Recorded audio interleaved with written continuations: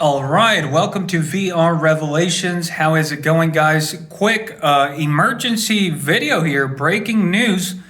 Apparently, Yevgeny Prigozhin has been killed in a plane crash just northwest of Moscow.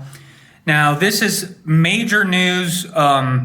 If you know anything about Russia, or if you've been keeping up even a little with the war in Ukraine, then you probably know who Yevgeny Prigozhin is. Recently, he carried out a major protest in Russia where he was literally marching with tanks and thousands of troops to the capital in order to protest the military leadership there in Russia. And so a lot of people were saying that this was the start of a civil war, that a coup was being initiated against Vladimir Putin. There was a lot of hysteria, a lot of speculation when Yevgeny Prigozhin carried out this coup. A lot of people were saying that, Vladimir Putin was going to order an attack for this uprising. But things ended up sort of ending on peaceful terms. Vladimir Putin came out on national television, really upset, but apparently he was able to work out a deal with Prigozhin and the Wagner paramilitary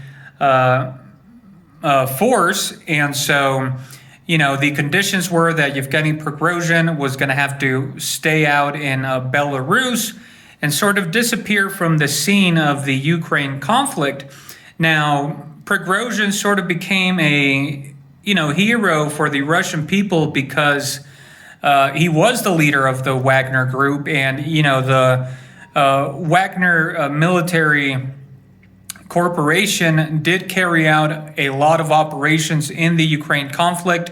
They were the ones that, were spearheading a lot of the fiercest battles that we've seen, during the time of the war. Like Soledar, and especially the taking of Bakhmut, which to this day is probably the biggest accomplishment, in the conflict. It was one of the most fortified locations of the Ukrainian forces, and essentially it was the Wagner forces led by Yevgeny Prigozhin who, sacrificed a lot of blood and sweat and lives to take Bakhmut, which Russia still holds. Ukraine hasn't been able to take back. But throughout the conflict, we saw Yevgeny Prigozhin sort of yelling at the military leadership and complaining that they weren't receiving enough ammo to actually carry out an effective offensive there in Bakhmut. He would actually accuse the Russian military leadership of trying to, sabotage the Wagner forces' operations there in order to make them look bad. So, there was always this tension between Yevgeny and the Russian leadership. Now, he never came out and directly criticized Vladimir Putin, but when he did carry out this major protest, which looked like sort of a coup attempt on the government, of course, it made international news, and a lot of people were saying that, Yevgeny Prigozhin could have been compromised by the West to try and carry out a coup against Vladimir Putin. But as best as we know, as far as we know, it was just a protest against the military leadership because Yevgeny wasn't satisfied with the operations. And Vladimir Putin sort of forgave him, right? And he just told him to, stay outside of the conflict and sort of exiled him to Belarus. Well, lo and behold, it looks like he was flying in a plane along with other men. I think even some reports are saying there might have been military leaders on that plane just northwest of Moscow, and it was shot down. Apparently, according to earlier reports, one of the wings was blown off potentially, so it looks like it could have been a missile strike. And of course, I was just watching some videos from Judge Napolitano on YouTube, and he was interviewing Scott Ritter, and Scott Ritter was pretty much saying that he thinks this might have been an assassination ordered by Vladimir Putin, because essentially after the protest that Yevgeny carried out, he was now considered a traitor, and Vladimir Putin has said in previous interviews that the only thing that he can't forgive is betrayal, right? Essentially treason. And so we know that when the protests were being carried out, Vladimir Putin did come out on national television, and he did say that, this was treason, that this was a betrayal of the Russian people. And so, there's people out here already insinuating, and it's all over Twitter also, right? The Western media is just going crazy over this. They're accusing, Vladimir Putin of causing this, of killing Yevgeny Prigozhin. And, it's very interesting and sort of a wild speculation to, especially for people who have been covering this conflict, such as Scott Ritter. And I'm sure Colonel Douglas Macgregor will talk about this, and I think he might be of the opinion, like Scott Ritter, that it was probably Vladimir Putin who killed him because of the protests he carried out, which essentially betrayed, Vladimir Putin's authority. But it's sort of a bold accusation, because I'm pretty sure they wouldn't make that accusation face to face if Vladimir Putin was there. I'm pretty sure Vladimir Putin is not going to, take credit for this. On the contrary, I'm quite sure he's going to, sort of come out and seem angry at this. I don't think he wants to be portrayed as a murderer of his own countrymen, especially with a political and military figure such as Yevgeny Prigozhin, who, besides Vladimir Putin, he was probably the most popular person in Russia, right? Now, he wasn't what you could consider a professional military man or political, but he did become that, right, throughout the course of the conflict, and by his constant appearances on social media, he became this major figure. So for Vladimir Putin to sort of risk destabilizing the situation furthermore by assassinating him would really sort of show this, this inconsistency, which we haven't seen with Vladimir Putin. Of course, the West and Ukraine has been provoking him throughout the whole conflict time and time again to try and get him to overreact to what is happening, to potentially, get NATO to get involved. But he has stayed pretty cool-headed. So this would definitely be very out of character for him to just spontaneously order the assassination of Yevgeny Prigozhin, even after pardoning him, especially, just northwest of Moscow. So, again, everybody is already saying that Vladimir Putin ordered this, the Western media and even all the Ukraine war analysts.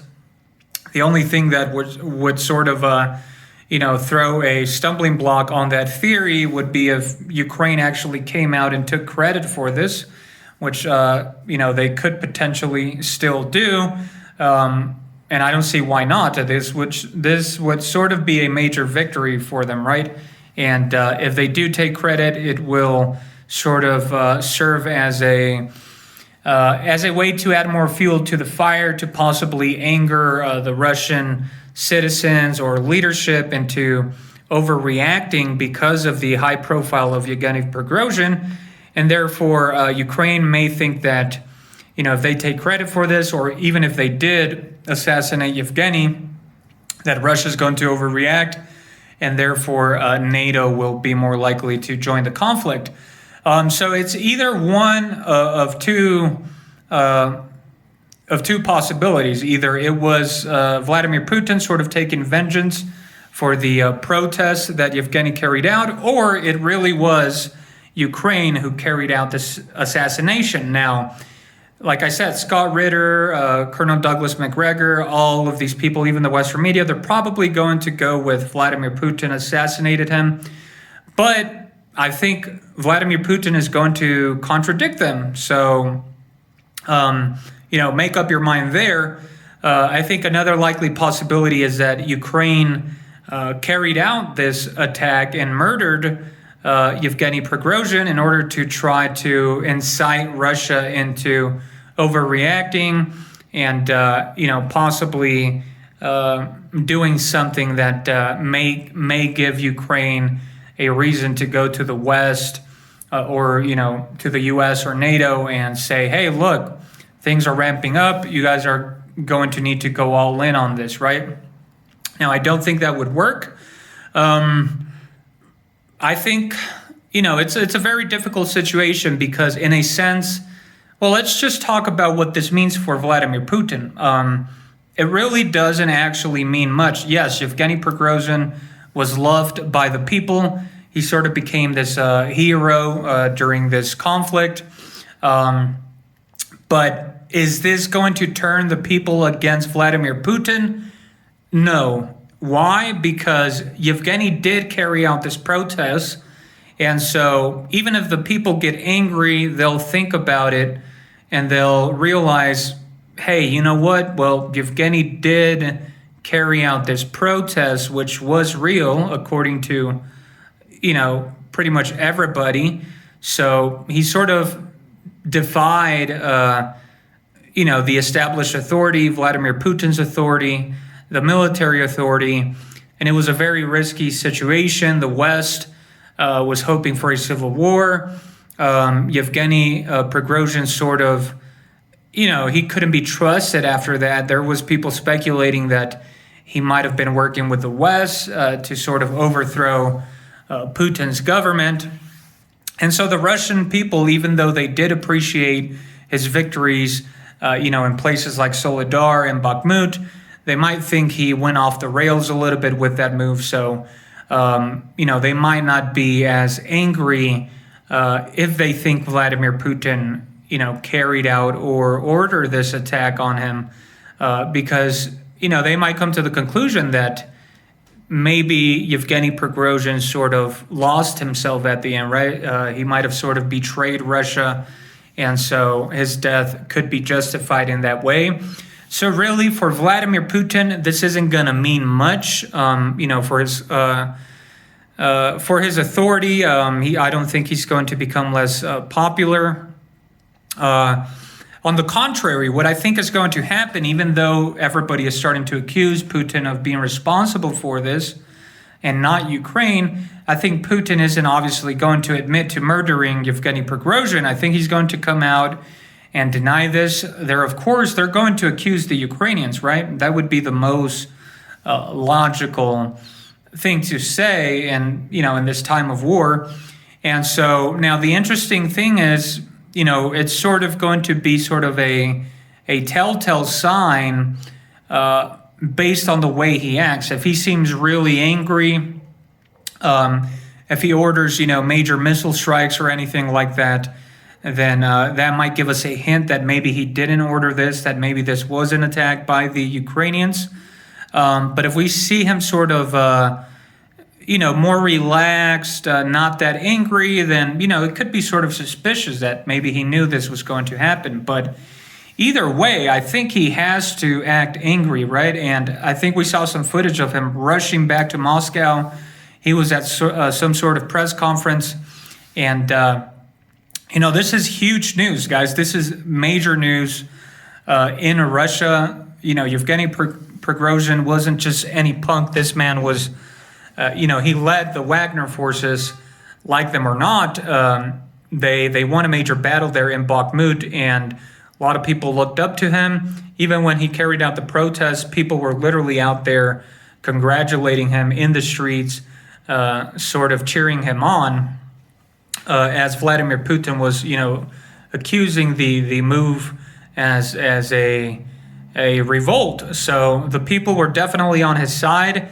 I think the Russian population is going to be saddened by this. I think they might understand that, if Putin did do this, he has his motives, that, you can't just carry out a protest like the way Yevgeny Prigozhin did. And if Putin comes out and blames Ukraine, I think this is only going to, inflame things. I think the Russian populace is going to get more angry. They're going to, ask for revenge. And I think Vladimir Putin could give it to them, right, by ordering more missile strikes or something else that maybe we haven't seen. But either way, this is definitely going to create a mess there. You still have the Wagner forces to deal with, people sympathetic to Prigozhin. So it seems very astonishing that Vladimir Putin wouldn't consider all these factors, right? If Yevgeny Prigozhin's protests didn't cause a civil war, maybe his death could. So again, it would be a very out of character thing for Vladimir Putin to choose to take out Prigozhin at this time. That seems to be the story that everybody is going with. However, I'm a little bit doubtful to jump to that conclusion, right? And again, I think Putin is going to deny taking any part in this. He has to. Yeah, there's going to be a lot of speculation, but we're just going to have to keep an eye out on things there in Russia. This is definitely major news. It's a major death there from what I would consider the second most popular person in Russia besides Vladimir Putin. So let me know your thoughts down below, guys. Again, thank you for tuning in. I've been working, so don't have that much time to make videos as I was doing before, but I will try and keep on releasing updates. Anyways, remember, the truth is stranger than fiction. Thank you for tuning in. Have an excellent day, and God bless.